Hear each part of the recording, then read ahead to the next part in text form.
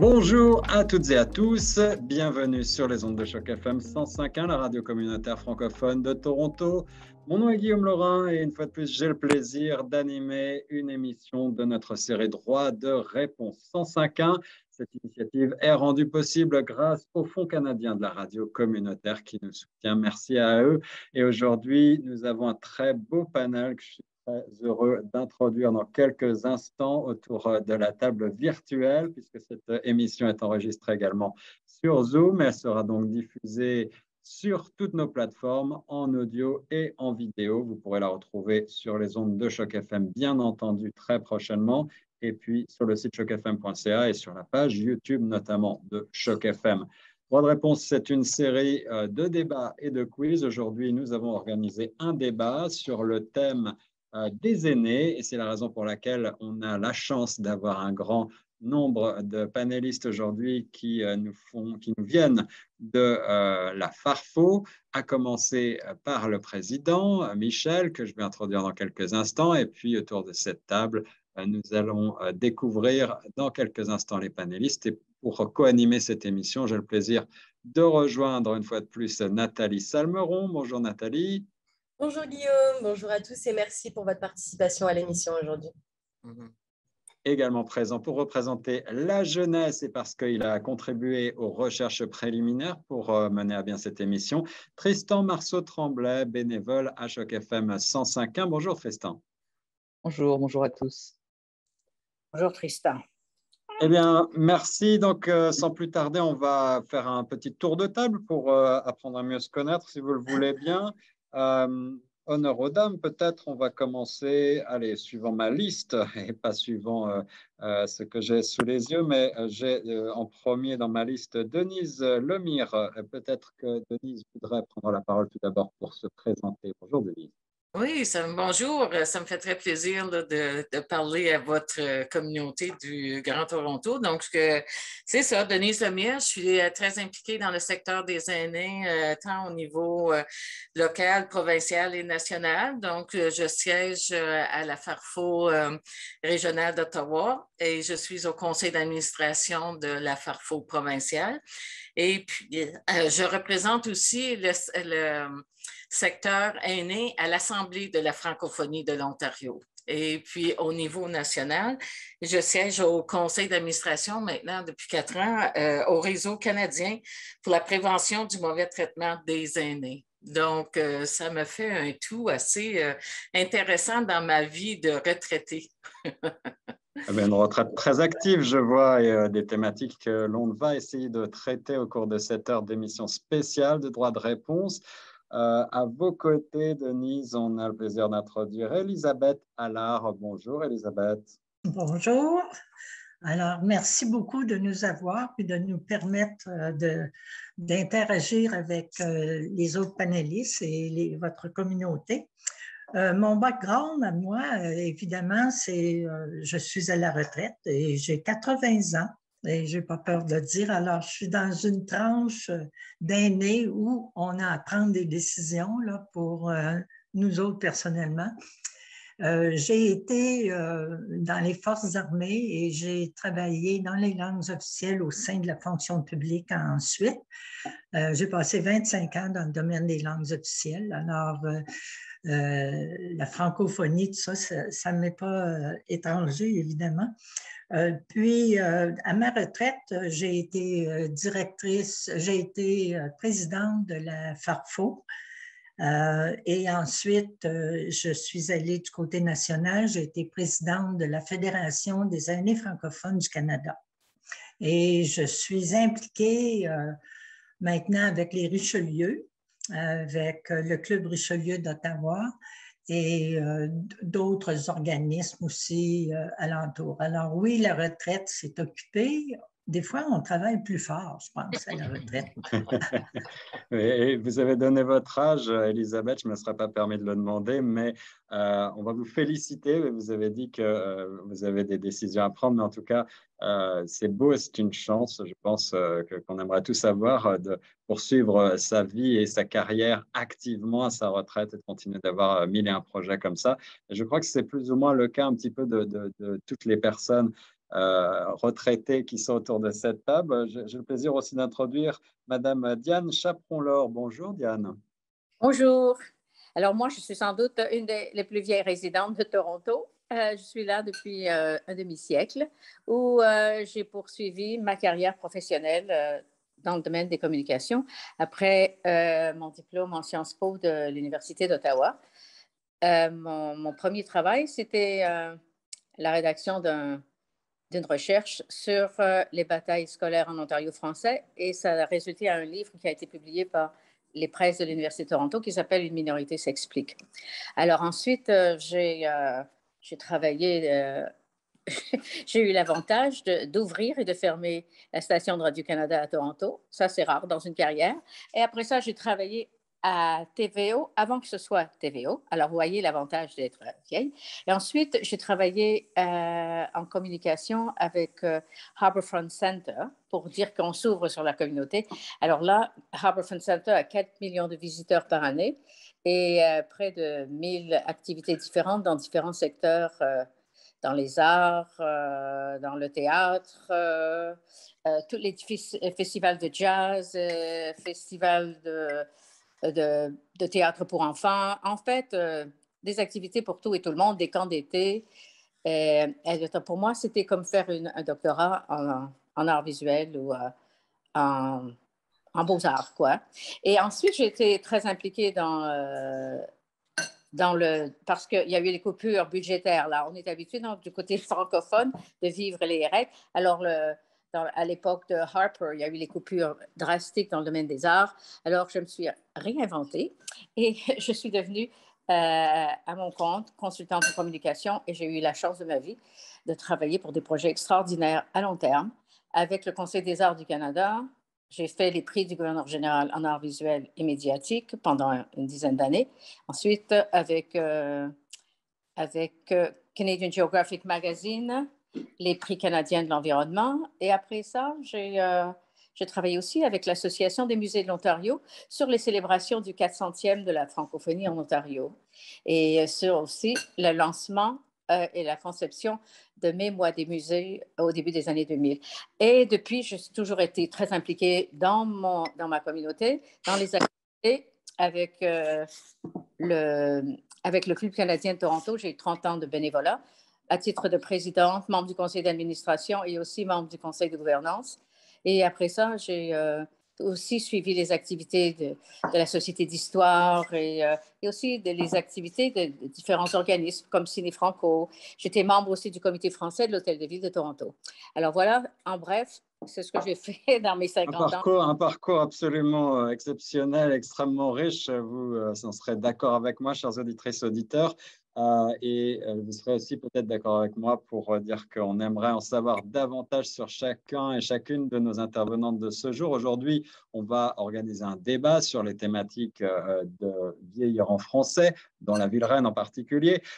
Mais on vous annonce d'ores et déjà qu'une nouvelle série d'émissions aura lieu pour la prochaine rentrée. Et on se fera un plaisir d'inviter chacune des panélistes pour une émission spéciale qui leur sera consacrée parce que ces parcours et ces carrières d'exception ont nourri, enrichi la communauté francophone ou les communautés francophones telles qu'on les connaît aujourd'hui et on a envie d'en savoir plus sur ces parcours. À côté de vous, Diane Chaperon-Laure, Diane Saint-Pierre, cette fois également de Toronto. Bonjour Diane. Bonjour Guillaume, merci beaucoup de l'invitation. Moi, je suis arrivée du Québec à Toronto en 1990 et j'ai commencé à m'impliquer dans la francophonie en 1994 avec ce qui s'appelait à ce moment-là la Semaine francophone qui est devenue Francofête. Ensuite, j'ai été aussi impliquée pendant plusieurs années avec les centres d'accueil héritage et je suis nouvellement revenue au sein du conseil d'administration. Je préside présentement le Club Richelieu-Toronto et nos axes sont la jeunesse et les personnes âgées. Alors, on essaie de venir en aide à ces deux groupes de personnes. Alors, je vais m'arrêter ici pour ce qui est de mes antécédents. On aura l'occasion d'en reparler. J'en suis sûr. Michel Tremblay, le directeur général, assez fraîchement élu, je crois, de la Farfo, nous a fait le plaisir de co-organiser en quelque sorte cette rencontre. Bonjour Michel. Bonjour, oui. Alors, je suis directeur général de la Fédération des aînés francophones depuis 1 an maintenant. Avant ça, j'ai pris une retraite d'abord en 2019. Donc, ça, c'est un projet de retraite là, que je fais. Donc, comme Elisabeth a dit, je suis encore très occupé. Avant, j'ai travaillé à la Société Santé en français comme directeur général pour travailler avec des réseaux partout au Canada pour augmenter l'accès aux services de santé. Avant, j'ai travaillé avec l'hôpital Montfort dans un poste de cadre supérieur. J'ai travaillé au gouvernement de l'Ontario comme directeur du Nord pour les soins de longue durée puis les services à domicile. Et ça m'a amené dans ce rôle-là à mieux connaître d'abord le Nord, le Grand Nord, le Moyen Nord, et aussi les services en français un peu partout en Ontario. J'avais une responsabilité de ce côté-là et beaucoup travaillé avec les Autochtones là-bas. Et j'ai aussi beaucoup travaillé dans le domaine des soins de longue durée, comme dans toutes sortes de niveaux, dont la création du foyer de soins de longue durée Montfort, derrière l'hôpital, qui est un foyer francophone à Ottawa.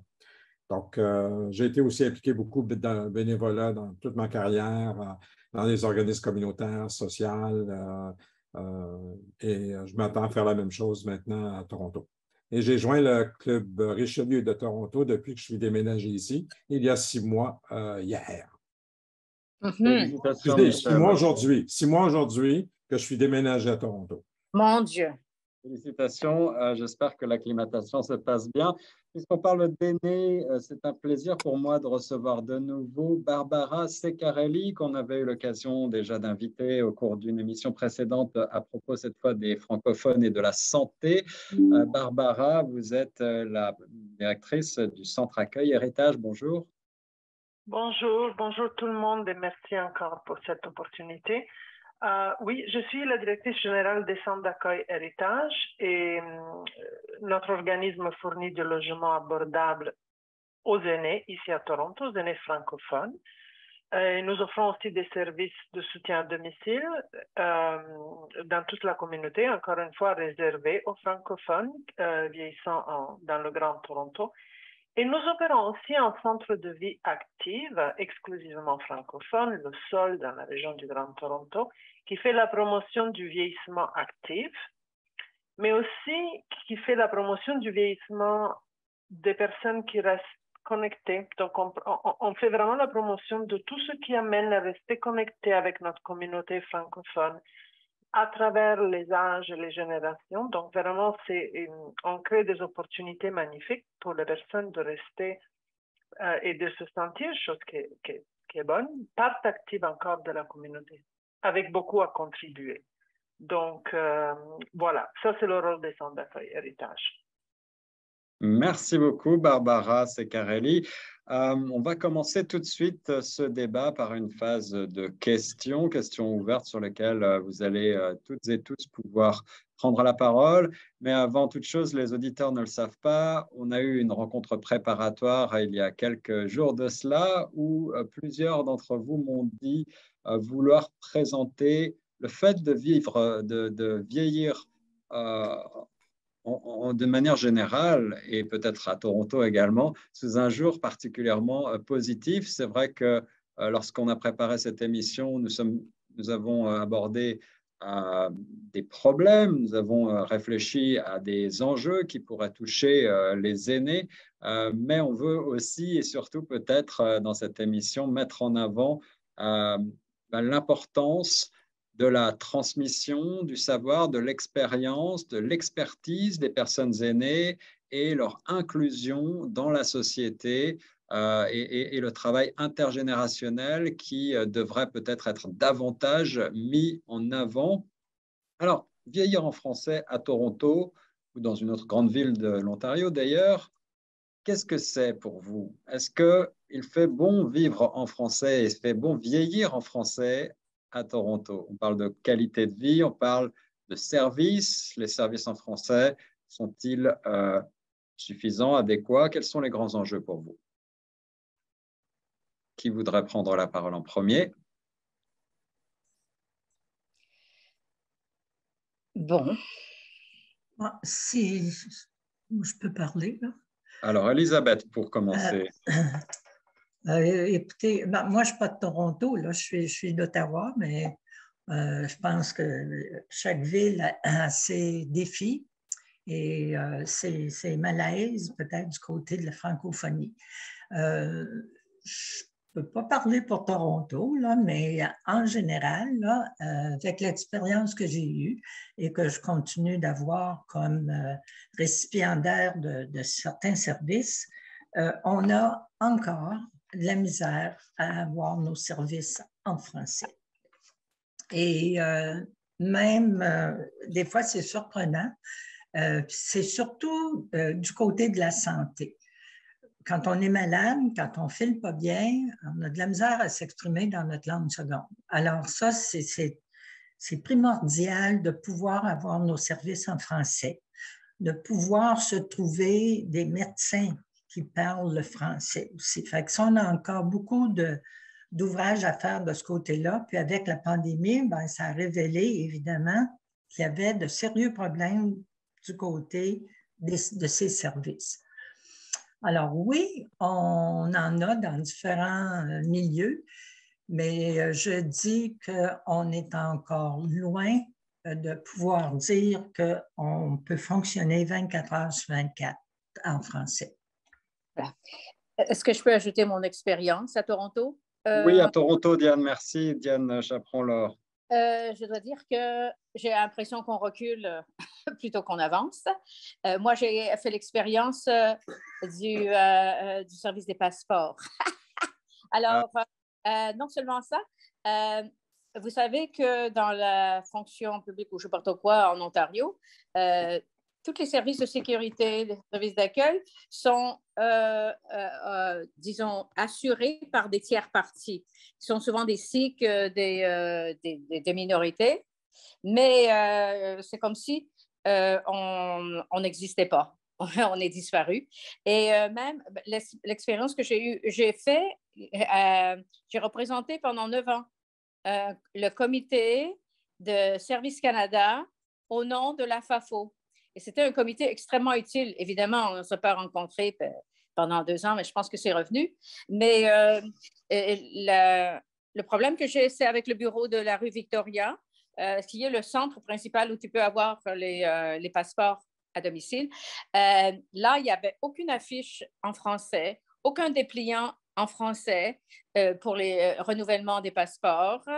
En fait, ils ont été gentils quand ils ont vu que j'étais une personne du 3e âge, non pas une aînée. Ils ont offert mais les files d'attente étaient... mais ça, c'est un grave problème. Il faut revenir à l'aéroport, c'est la même chose. C'est les tiers parties et je pense qu'ils devraient respecter nos droits. À l'aéroport Pearson, on n'en parle pas.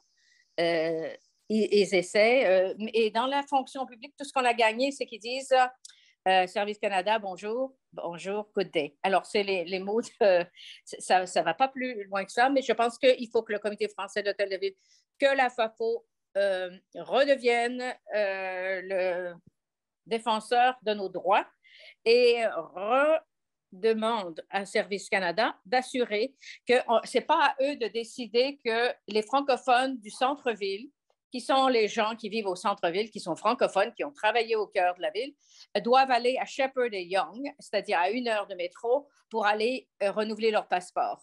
Ce n'est pas à eux de décider. Moi, je suis fonctionnaire et j'ai le droit d'avoir mes services. Si on demandait à un Anglais de Westmount d'aller dans l'Est à Longueuil pour remplir son formulaire, je pense que ça ne serait pas accepté. Alors, c'est ça tout le travail qu'on a à faire. Je ne sais pas si vous avez plus de chance, mais les services en français. Heureusement, dans le monde médical, Toronto, c'est la capitale où on a le plus d'hôpitaux, parce que je suis au centre-ville, alors je suis très près d'une dizaine d'hôpitaux. Alors, mais pour les services en français, parfois, on a des surprises agréables parce qu'il y a beaucoup de gens qui vont faire leur post-doc et qui viennent du monde entier et on peut trouver des services en français. Alors ça, c'est une situation intéressante. C'est un constat un petit peu contrasté. Les points que vous avez soulevés sont très intéressants. Ils touchent l'ensemble de la population d'ailleurs, et on a pas mal d'auditeurs qui nous ont parlé de ces problèmes d'obtention de passeports, de renouvellement et de queues interminables que l'on a affrontés au centre-ville.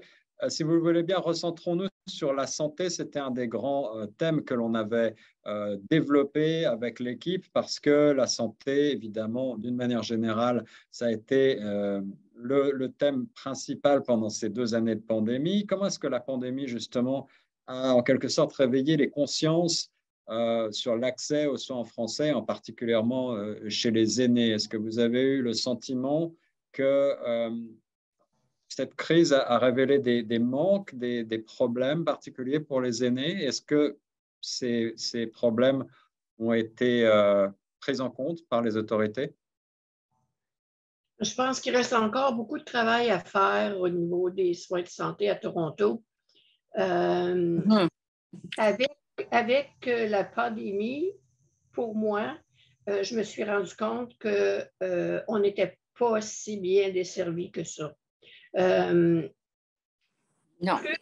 Plus on devient, plus on avance en âge, plus on a besoin d'être capable de rencontrer un fournisseur de soins qui parle notre langue.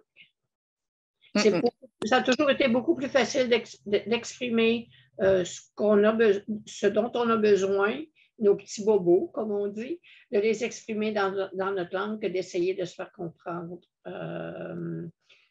par des anglophones. Puis le système qu'ils ont mis sur pied pour la télémédecine, moi, je trouve que c'est un vrai fiasco parce que c'est pas vrai qu'un médecin peut faire un bon diagnostic sans te voir personnellement. Il y a beaucoup, beaucoup de travail à faire de ce côté-là. Est-ce que le sentiment est partagé par tous nos panélistes? Est-ce que vous avez eu des expériences sur le sujet pendant ces plus de 2 ans de pandémie? Je pense que la pandémie a montré les failles de notre système, les problématiques de notre système encore plus. Premièrement, au niveau des soins de longue durée, quand on regarde le nombre de décès dans les établissements de soins, ça montrait là, les manques qu'on avait au cours des années accumulés, entre autres au niveau de la gestion des éclosions, la gestion d'avoir les mesures sanitaires en place, d'avoir le nombre de personnel suffisant.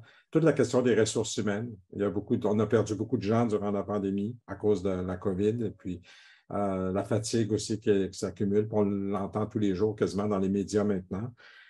Donc ça, c'est une chose. Mais le pire, c'est l'isolement que ça a emmené pour beaucoup de personnes. La première phase, quand on a empêché toutes les familles d'aller dans les foyers, souvent, une personne francophone qui est dans un foyer anglophone, c'était souvent le seul lien qu'elle avait pour avoir quelqu'un à qui on peut parler en français. Il y a même eu des histoires où les gens ne pouvaient même pas téléphoner, ils ne pouvaient pas avoir de nouvelles. Donc, ça, c'est la pire chose. Je ne pense pas qu'on aurait permis ça, que le même traitement aurait été permis pour des enfants. Ici, je vois une question d'agisme systémique qui nous en est là. L'autre chose aussi, c'est que même les services à domicile n'ont pas été constants. Les gens recevaient des travailleurs à domicile, non pas de façon constante ni régulière, mais souvent des personnes qui changeaient presque à chaque visite à domicile.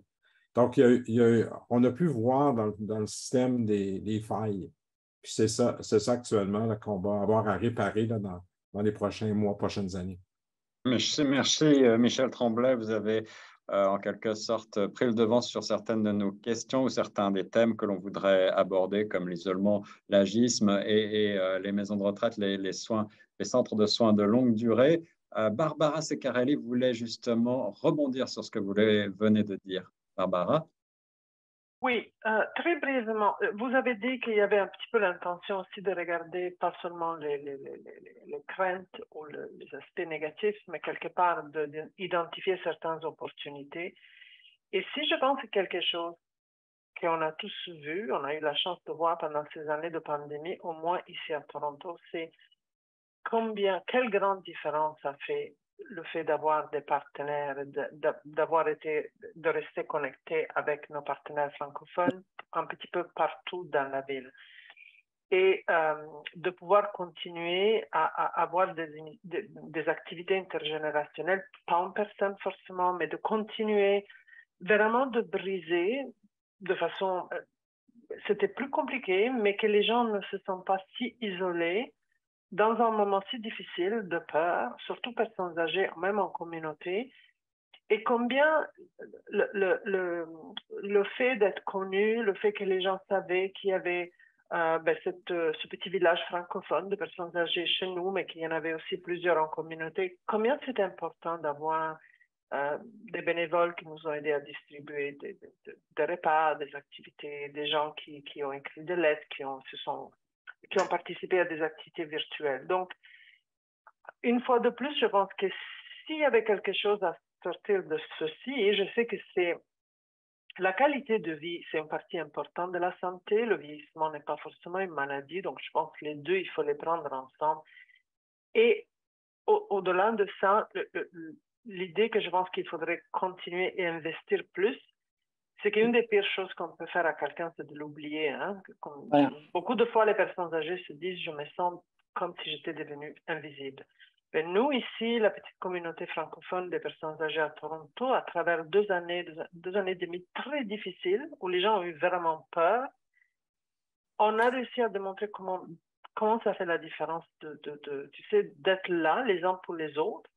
Et donc, maintenant que les choses vont mieux, moi, je dirais que s'il y avait quelque chose à sortir, c'est continuons à bâtir sur ça, parce que ça fait vraiment toute la différence. Et ça nous implique tous.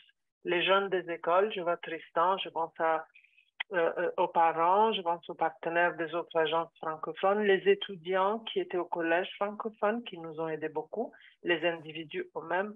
Donc, voilà, c'était juste pour sortir une différente perspective. Ça, c'est quelque chose que j'aimerais qu'on garde et qu'on bâtit encore plus fort. Nous, les francophones, ici à Toronto, on a cette opportunité parce qu'il y aura c'est possible que ça va faire la différence dans des autres moments difficiles dans le futur. Merci beaucoup, Barbara Ceccarelli, pour ces réflexions positives et cette volonté de souligner la solidarité communautaire qui nous tient particulièrement à cœur ici à Choc FM. C'est la raison pour laquelle nous organisons régulièrement ce type de rencontres. Denise Lemire, vous voulez également rebondir sur ce qui a été dit? Oui, en fait, une couple de choses. Au niveau de la médecine, la télémédecine, comme on appelle ça, c'est peut-être pour certaines personnes aînées, c'est peut-être moins bon, mais pour d'autres personnes, moi, je trouve que c'est extraordinaire. Par exemple, moi, je voulais renouveler un permis pour personnes handicapées et puis, au lieu d'être obligé d'aller chez le médecin, on l'a fait par téléphone. C'était génial, tu sais, tu n'as pas besoin de te déplacer, etc. Mais pour des questions plus sévères de santé, ben, à ce moment-là, je suis un peu d'accord avec Diane. Mais là, avec la pénurie de médecins, etc., là, c'est vraiment une problématique un peu partout en Ontario, malheureusement. Donc, ça, il y a beaucoup de choses à faire là, à ce niveau-là, même au niveau de l'intégration des personnes immigrantes. Là, peut-être que le gouvernement devrait en faire rentrer un petit peu plus, puis nous, on voudrait avoir des francophones, c'est sûr, pour combler nos besoins. Donc, première chose. Deuxième chose, au niveau de la COVID, je trouve que malheureusement, il y a 2 perceptions. Une perception que la COVID est presque finie, mais quand tu vas dans les soins de longue durée, là, c'est pas ça qui est reflété, là. Il faut quand même que tu rentres avec des tests de COVID, etc. Et puis, je suis certaine que ça l'affecte tellement les proches aidants qui doivent passer à travers tout le processus. Mon conjoint a une tante là, qui a 103 ans. Là. Il va la visiter 3 fois par semaine. Il faut qu'il passe par le processus là, encore là, de testing, puis de masque, puis, etc. Donc, en quelque part, là, l'isolement des personnes aînées, moi, je pense que c'était une problématique vraiment majeure, puis ça demeure une problématique majeure, puis il y a beaucoup de choses à faire à ce niveau-là. Puis, juste dans le même contexte, là, je vais finir avec ça, même nos centres de vie active, les personnes, nos membres ont peur de retourner aux activités au centre. On a peut-être un 50% qui sont retournés faire des activités là, pour se tenir actives et puis etc. Mais il y en a un 5% là, qui ont des réticences à sortir de chez eux. Donc, au niveau de l'isolement, là, ça, c'est vraiment une problématique majeure dans nos communautés. On va poursuivre sur cette thématique de l'isolement. Je rappelle que nous sommes toujours dans cette émission de débat droit de réponse 105.1 sur la radio communautaire Choc FM. Cette initiative est rendue possible grâce au Fonds canadien de la radio communautaire. Je vais laisser la parole à ma collègue Nathalie Salmeroux qui a une question pour vous et qui va également en profiter peut-être pour vous rappeler quelques chiffres concernant la population de plus de 65 ans à Toronto parce qu'on parle souvent pour Toronto à propos de la ville reine, d'une ville jeune, mais il y a aussi beaucoup de personnes aînées, n'est-ce pas Nathalie?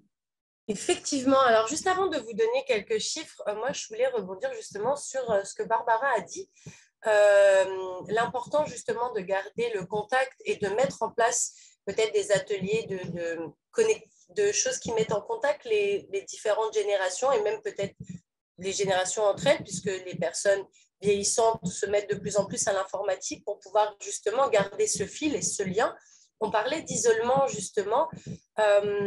Est-ce que justement tout ce qui a été mis en place durant la pandémie, le fait que des jeunes puissent écrire des lettres ou ce genre d'initiatives que je trouve vraiment très intéressantes, est-ce que c'est des choses qui vont être mises en place sur la durée et peut-être justement garder ce lien pour éviter ce problème d'isolement, parce que malheureusement, la pandémie a juste mis un peu plus de lumière sur ça. C'est les gens qui se sentaient déjà isolés peut-être parce qu'ils sont loin de leur famille, peut-être parce que leur famille n'a pas forcément le temps ou l'envie des fois de rendre visite aussi aux gens. C'est des situations qui arrivent également.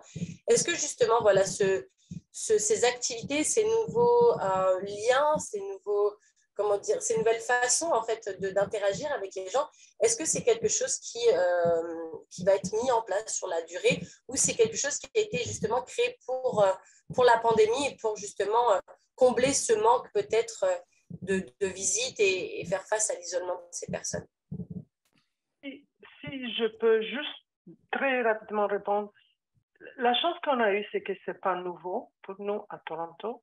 La chance qu'on a eue, c'est qu'on a une relation très, très forte établie avec, par exemple, les écoles primaires, secondaires, francophones, un petit peu partout dans la ville.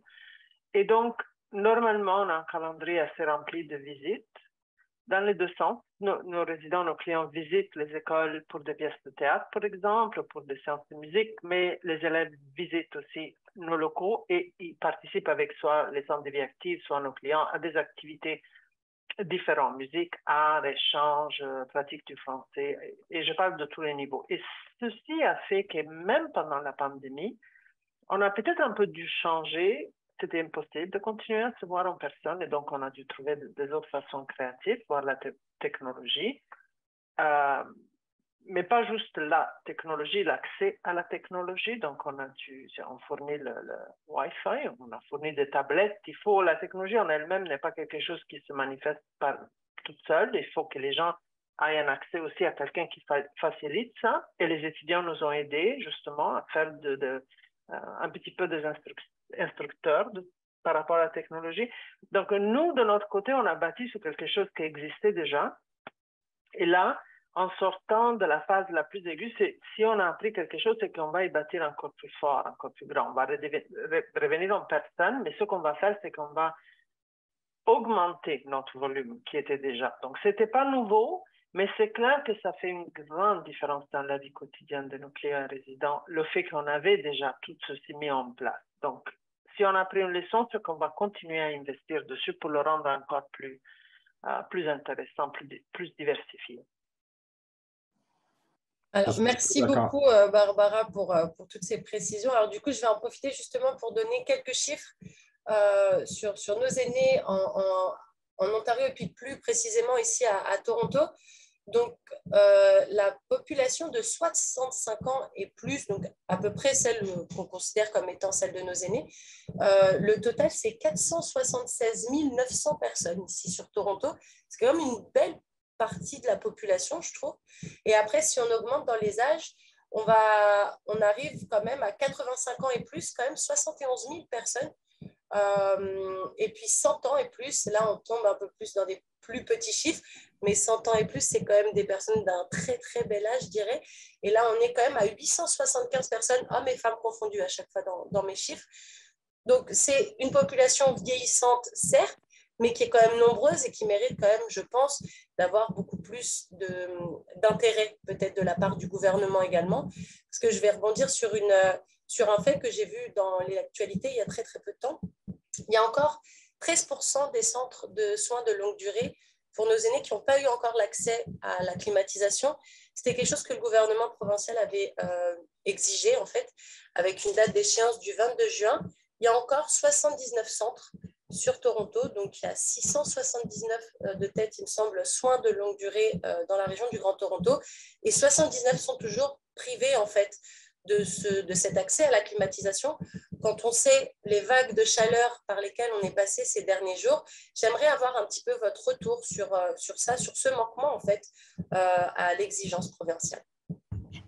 Surtout suite à l'annonce qui a été faite par le gouvernement de l'Ontario, et hier, justement, qui a mis le feu aux poudres, c'est qu'on mettrait, pour l'accès aux soins de santé et l'agéisme, c'est qu'on va se débarrasser des vieux qui encombrent les salles d'urgence et les hôpitaux pour les mettre dans les centres de longue durée. Est-ce que vous pensez que c'est juste quand on a vu ce qu'on a fait aux aînés au cours des 2 dernières années? C'était vraiment catastrophique. Parce que vraiment, l'isolement des aînés, il y a une question qui n'a pas été soulignée, mais qui est très importante à Toronto, et sans doute Barbara pourra revenir là-dessus, c'est les couples exogames. Ça, c'est vraiment une réalité de nos francophones qui ont épousé des Turcs, qui ont épousé toutes sortes de nationalités. Moi, je suis à 2 chemins, un dans la communauté chinoise et dans la communauté francophone. Ça ne veut pas dire que parce que tu es exogame, que tu n'es plus devenu francophone. Alors, le besoin demeure là. Et je devrais féliciter le Centre francophone pour la qualité des soins qu'ils ont donnés.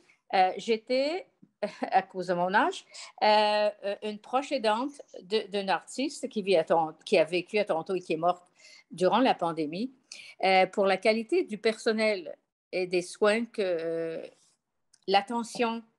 Mais justement, je pense qu'on a encore beaucoup de travail à faire pour briser l'isolement. C'est plus facile pour les aînés de continuer en anglais s'ils sont dans un couple exogame ou je ne sais pas trop quoi, mais ils ont vraiment besoin de leur culture, de leur musique, de leur... Il y a une composante qui est extrêmement importante et qui devient de plus en plus importante quand on vieillit.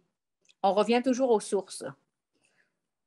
Merci Diane Chaperon-Laure, et vous mentionnez l'actualité brûlante. On parle aussi beaucoup ces derniers jours de possibilités de privatisation d'une partie des services de santé dans la région. Le gouvernement Ford semble ne pas exclure davantage de privatisation.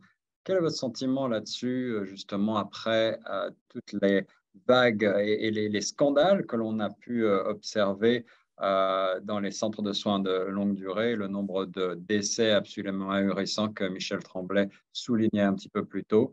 Pensez-vous que l'avenir puisse passer par une privatisation des soins des services de santé, ou au contraire que ceci correspond à une forme de rupture par rapport à la tradition canadienne qui fait pourtant la fierté du pays? C'est pas seulement une rupture, c'est une trahison. Parce que c'est une valeur essentielle de la société canadienne, l'universalité des soins de santé. On a vu qu'est-ce que ça donne aux États-Unis. En pleine pandémie, ils pensent que c'est pas important d'avoir l'universalité des soins de santé. Nous, c'est notre planche de salut, l'universalité des services de santé qui sont, disons, contestés, mais qui sont essentiels à la survie et à la qualité de vie au Canada. Je vais donner la parole à Michel Tremblay qui veut réagir. Michel. Ben, je ne pense pas que c'est nouveau. C'est là déjà. La privatisation existe au niveau des soins de longue durée. Il y a plus de 50 d'établissements qui sont gérés par des compagnies privées comparé aux municipalités ou à des organismes à but non lucratif. Dans les services à domicile, c'est vraiment basé là-dessus. Les organismes qui donnent des soins à domicile par des infirmières, des préposés, font appel à des entreprises privées, aussi à profit. Il y en a à but non lucratif, mais il y en a aussi à profit. Souvent, les mêmes propriétaires des établissements de soins de longue durée ont des filiales qui sont des organismes de soins à domicile. Donc, ce n'est pas nouveau. Puis dans notre système, on a quand même aussi des laboratoires, on a quand même plusieurs types de professions qui sont dans des entreprises à but lucratif. Donc, ce n'est pas nouveau la privatisation auprès du secteur à but lucratif. Par contre, il y a des risques, il y a des enjeux parce que la ressource humaine, si on achète des services de chirurgie d'un hôpital privé ou d'un service privé, mais c'est qui va travailler? C'est les médecins ou les infirmières qui sont dans le public présentement qui vont transférer là. Donc, on ne règle pas vraiment le problème, je pense. En effet, on a vu les ravages des services de soins de longue durée gérés par la sphère privée pendant la pandémie et qui étaient particulièrement montrés du doigt. Barbara Ceccarelli, vous voulez également réagir? Oui, et juste en continuité, je suis tout à fait d'accord. Je pense que certaines choses ont été bien évidentes pendant la pandémie. On parlait de maisons de longue durée, on parlait de santé, de décisions prises. Vu que l'émission d'aujourd'hui voulait parler aussi encore d'agisme, moi je voulais juste mettre l'accent sur cette forme d'agisme vraiment grave qui a été démontrée surtout pendant la pandémie, de faire cette équivalence entre vieillissement et maladie. D'utiliser les données, de se dire on aura un tsunami de gens qui vont vieillir d'ici à quelques années, c'est toujours représenté comme une menace, alors que ça devrait être célébré, parce que ça veut dire que parmi nous, les gens vont vivre plus longtemps, qu'il y a des gens qui se sentent à l'aise à vivre ici. Mais la conversation revient toujours sur ces scénarios de lits d'hôpitaux, de soins de longue durée. À aucun moment j'ai entendu dire qu'on écoute ce que les gens ont à dire à ce sujet-là. Maintenant, on dit même qu'on va les transférer là où il y a un lit, comme si c'était un petit peu... Ça me fait un peu... C'est vraiment le ton de la conversation, mais je trouve que c'est une des formes d'agisme les plus horribles que j'ai vues dans ces dernières... Et dans ces dernières années, on peut le ressortir, tu vois, comme si c'était un problème. Il faut le bouger d'un hôpital en soins de longue durée. Pas un individu, une personne avec des besoins historiques. Et dans ce sens, je pense que c'est important de faire ressortir cet aspect ici. Agir, les gens qui vieillissent, ce n'est pas une maladie, ce n'est pas un flot, c'est une ressource, c'est un succès de notre société entière. Et si on veut que ça reflète le succès, ça veut dire qu'il faut comprendre que les gens, ce n'est pas où on les envoie depuis l'hôpital, c'est comment on empêche à ces gens de finir dans un hôpital comme seule option pour eux, pour être pris en charge. Et vivre dans une ville comme Toronto, où il y a beaucoup d'hôpitaux, il y a beaucoup de ressources, les gens ont besoin de quelque chose qui est moins clinique, moins comme cette approche. Les gens ont besoin d'un logement qui est fait pour et par, tu sais, qui soit abordable et d'un revenu qui leur permette de vivre à Toronto. Ça et des services qui les accompagnent. Ça va les empêcher de se retrouver quelque part coincés dans les hôpitaux. Ce n'est pas le lit qui est coincé, c'est une personne humaine. Et cette personne a le droit de s'épanouir et de vieillir. Donc, pour revenir au système de santé sur lequel il y a beaucoup de choses à dire, encore une fois, on parle d'agisme. Moi, je pense que si on commençait déjà à démystifier cette idée que vieillir, c'est une maladie et en plus presque un fardeau, ça, on ferait déjà des gros pas en avant. Et on a, dans le sens aussi d'aller écouter qu'est-ce que les gens qui vieillissent veulent, c'est quoi qu'ils veulent. Et moi, je n'ai jamais entendu dans les 10 ans que je fais ce travail quelqu'un me dire « je veux un lit de soins de longue durée ». Merci Barbara. Alors l'agisme, on va rappeler pour les auditeurs qu'il s'agit d'une discrimination fondée sur l'âge, bien sûr. Je crois que Denise Lemire voudrait réagir à ce qui vient d'être dit. Oui, moi, je suis très d'accord avec Barbara. Tu sais, quand on pense au niveau de statistiques, c'est 7 à 10 seulement des personnes aînées qui sont dans des soins de longue durée ou dans les hôpitaux.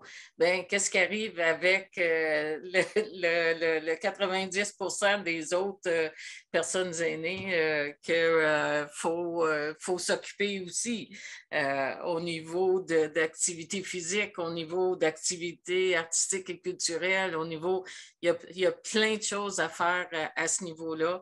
Aussi, on n'a pas parlé comment ces 90 %-là, c'est nos bénévoles par excellence dans combien de services, c'est nos proches aidants dans combien de services.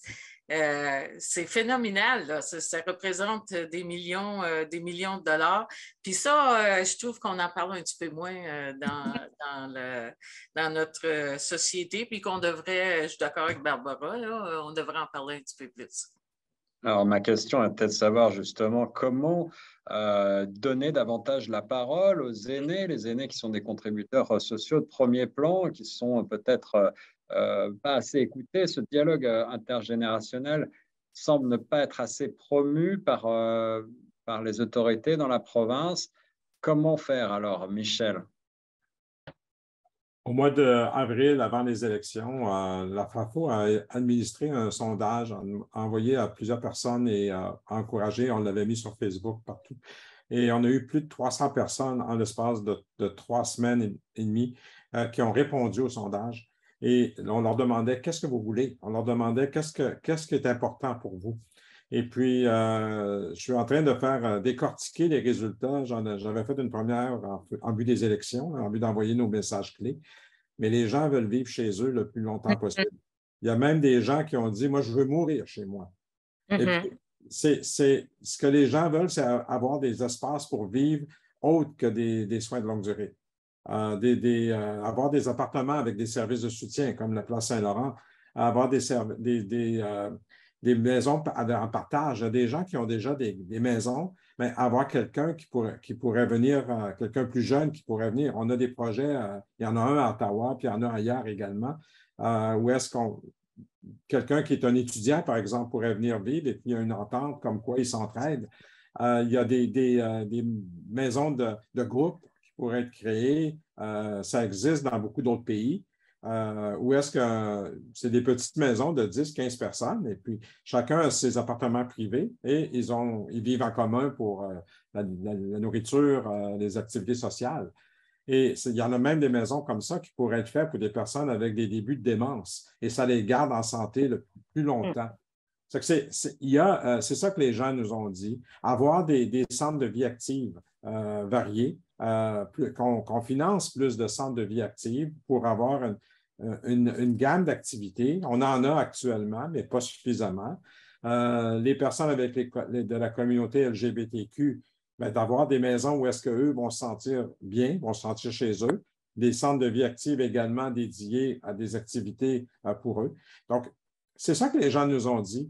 Et quand on parlait de soins de longue durée, les questions, c'était beaucoup plus, bien, si on est pour en avoir, on devrait avoir des lits francophones, on devrait avoir des centres francophones. Ça, c'est ce qui, à plusieurs endroits, si vous allez dans le sud-ouest, à l'ouest de Hamilton, c'est le désert. Il n'y en a pas de soins de longue durée en français là-bas. Donc, les gens, s'ils veulent avoir un lit francophone, il faut qu'ils aillent, faut qu'ils se déplacent, il faut qu'ils changent de région. Et ce n'est pas acceptable. Donc, c'est ça. Mais les soins de longue durée, c'est vraiment le dernier recours, puis le plus loin possible, et puis si possible, non. Donc, c'est vraiment Alors, comment on présente ça? Puis et on voudrait refaire ce sondage peut-être tous les 2 ans ou quelque chose comme ça, mais on va probablement avoir les mêmes réponses. Les gens veulent vivre chez eux. Alors, je vais donner peut-être tout d'abord la parole à Elisabeth Allard qui a sa main virtuelle levée et qui voulait réagir également. Elisabeth? Je comprends ce que Michel dit, puis je suis entièrement d'accord. Il m'a enlevé les mots de la bouche. Mais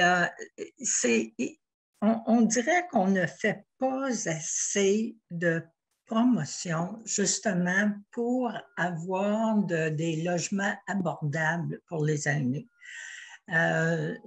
Si on peut rester dans nos maisons, dans nos logements avec de l'aide, tant mieux. Mais on ne sait jamais ce que le lendemain nous réserve.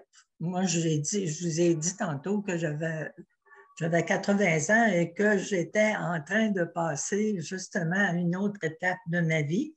Et c'est celui de considérer est-ce qu'on vend la maison ou non. J'ai un mari à mobilité réduite. Ça ne s'en ira pas en s'améliorant. Mais on est allé en voir des résidences. Mais les prix sont exorbitants. OK? Voilà. C'est pas tout le monde qui a des pensions énormes, puis nous autres, on n'en a pas non plus. Alors, les logements sont très petits. Alors, les gens des couples, si vous êtes seul, veuf ou veuve, pour une personne, c'est pas si pire, mais quand vous arrivez deux dans ces logements-là, deux chambres à coucher, là, ben, comme j'ai dit à tout le monde, tu arrives là avec ton pyjama, ta brosse à dents puis ton chapelet pour prier parce que tu vas en avoir besoin. Mais c'est petit. Oui, il y a des activités, mais ce n'est pas tout le monde qui veut aller jouer au bingo. Ce n'est pas tout le monde qui veut faire telle et telle marche en quelque part. Alors moi, je leur ai demandé aux gens je ne nommerai pas les résidences que j'ai visitées, là, mais je leur ai demandé, est-ce qu'on peut contribuer, nous autres, si on s'en vient rester ici? Moi, je suis habituée de donner des présentations. J'ai écrit une brochure sur Vieillir est un art, tout ça. Je peux communiquer avec votre communauté à l'intérieur. Est-ce que vous nous encouragez à faire ça ou si vous allez payer quelqu'un les yeux de la tête pour venir donner une conférence que peut-être un de vos pas patients, mais un de vos locataires pourrait faire? Fait que ça n'a pas l'air être véhiculé, ce message-là. OK? On nous met de côté, on a tendance à dire, ben tu t'en vas là c'est le dernier recours. Fait que, oui, restons dans nos maisons le plus longtemps, mais il faut que le gouvernement arrête de parler et faire des actes concrets pour que les vieillir à domicile, ça soit une option pour certains, mais que ça soit encouragé, puis qu'on ait des gens qui nous envoient des spécialistes, on en a engagé, pour venir nous débarrasser de toutes nos cochonneries qu'on a accumulées pendant 40 ans de temps et nous montrer comment faire ça. Parce qu'on n'est pas capable. On a tous des souvenirs, on a des maisons pleines à craquer. Et puis, c'est un passage là, d'un stage de vie à un autre stage de vie. Même si tu restes chez toi, on a besoin d'aide. Des problématiques qui sont bien réelles et qui sont souvent peu connues par les plus jeunes générations, les problématiques financières notamment. On a un peu l'impression que parfois les gens ne veulent pas penser à l'avenir, même à leur avenir, alors que, on l'a dit, vieillir est une chance et on espère tous avoir la chance de vieillir le plus loin possible en santé. Quelques chiffres encore, Nathalie, qui ont été rassemblés par notre ami Tristan et qui nous viennent de Statistique Canada. Ce sont des chiffres qui sont un petit peu plus anciens, mais qui montrent que la portion de la population de 65 ans et plus au pays continue d'augmenter et que ces problématiques donc, doivent être davantage connues de l'ensemble de la population. Oui, effectivement, et surtout, je reviens sur le mode de vie et d'habitation de ces personnes vieillissantes, justement. On parlait, est-ce que ces personnes veulent vivre à la maison? Est-ce qu'elles ont la possibilité de le faire? On voit surtout des gens qui, dans la tranche d'âge 65-74 ans, qui vivent principalement encore avec leur conjoint à la maison. Et puis, sur la tendance 74-85 ans, forcément, la majeure partie des gens deviennent veufs ou veuves. Donc, malheureusement, il n'y a plus de cette vie avec le conjoint. Et c'est là où on retrouve une augmentation des gens qui habitent dans des soins, dans des établissements de soins, pardon. Et cette tendance augmente encore plus pour les personnes âgées de 85 ans et plus. je rejoins un petit peu ce qu'Elisabeth disait, quand on a un conjoint et qu'on est déjà nous-mêmes une personne vieillissante, il faut qu'on ait dans l'idée une maison qui est adaptée en fait à notre vie, parce que c'est une maison dans laquelle vous avez peut-être vécu de longues années, peut-être avec vos enfants, c'est peut-être plus du tout une maison qui est adaptée comme vous le disiez, et malheureusement ces aînés en tout cas une fois sur deux doivent vendre leur maison et se rendre malheureusement dans des établissements. Et je rejoins ce que disait Michel, avec des fois des localités qui ne contiennent aucune maison, aucun accueil en fait pour ces personnes-là et qui sont obligées, en plus de vendre leur maison gorgée de souvenirs, comme disait Elisabeth, de devoir quitter leur région, peut-être les seules petites attaches qui leur restaient autour. Et voilà, malheureusement, c'est le constat qu'on fait. Donc, en général, les personnes qui sont vieillissantes vivent principalement avec leur conjoint jusqu'au décès de cette personne. Et malheureusement, rares sont les options où ces personnes restent à la maison. C'est plus, elles se tournent plus souvent vers des établissements. J'ajoute qu'entre 1980 et 2011, le nombre d'aînés âgés de 65 à 74 ans est passé au Canada de 1,5 million à 2 millions, donc soit 6 à 8% de la population totale. Les problématiques donc, qui sont liées aux aînés doivent être mieux prises en compte, en considération par ceux qui nous gouvernent. Michel, vous voulez intervenir avant qu'on passe au dernier point de notre rencontre, celui de la sécurité, de la maltraitance, qui également n'a pas été abordé, mais qui, je crois, vous tient à cœur. Je vais mentionner, on a parlé tout à l'heure du projet de loi 7 qui a été déposé la semaine dernière, jeudi, à la législature. Quand on parle d'augmentation de la démographie aînée, le problème, c'est que je vois, c'est que les gouvernements, à un moment donné, vont se retrouver devant des situations où est-ce qu'il y a des décisions à prendre parce qu'on va avoir trop de monde là, qui va déranger dans le système, si on peut dire. Et là, maintenant, on a cette situation où est-ce on dépose un projet de loi qui va faire en sorte que si un patient qui attend qui attend un lit de soins de longue durée à l'intérieur de l'hôpital et qui n'a plus besoin de services hospitalisés, on peut l'envoyer sans son consentement vers un autre établissement de soins de longue durée pour attendre son premier choix ou quelque chose comme ça.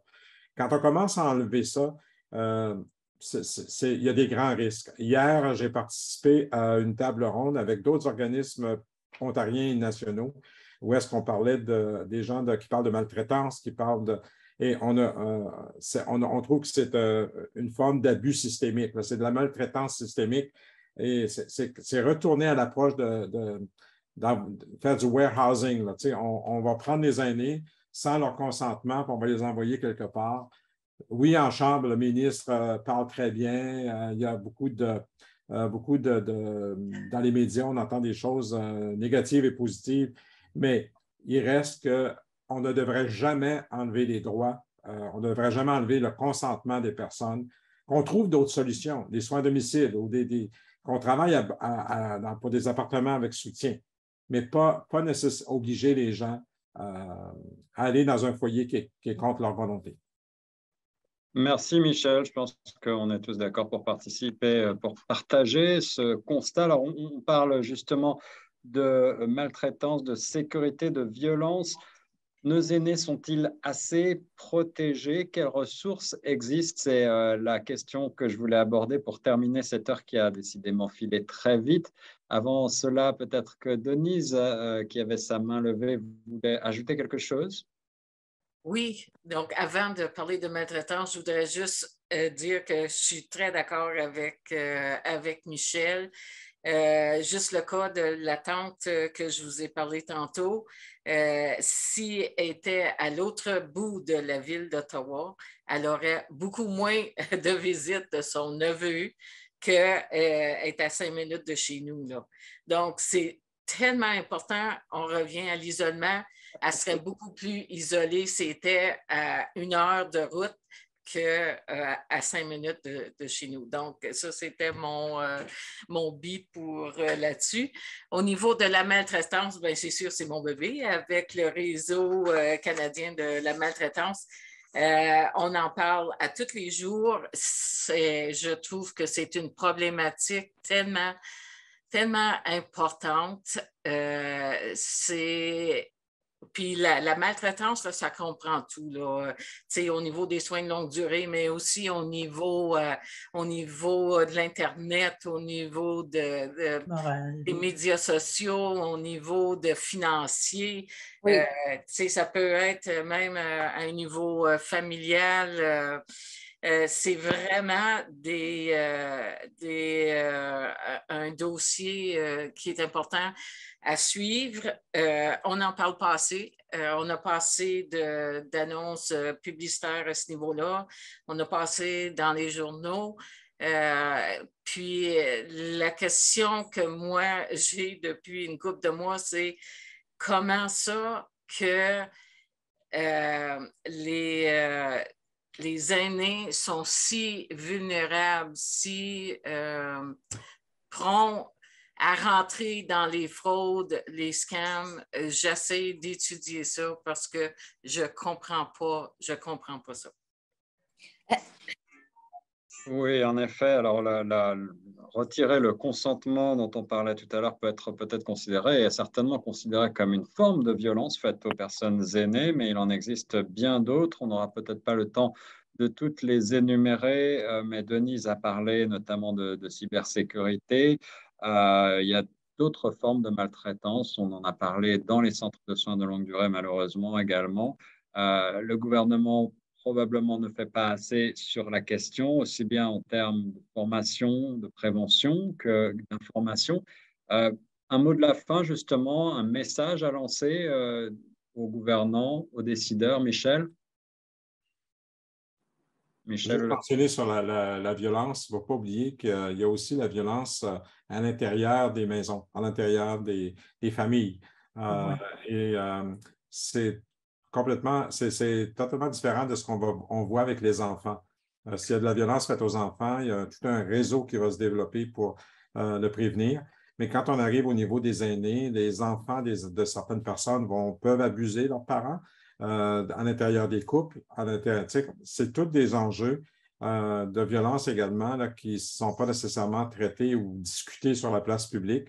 Les gens ne voudraient pas nécessairement aussi dire que leurs enfants ne les traitent pas bien parce qu'ils les aiment, leurs enfants. Donc, ils vont préférer endurer.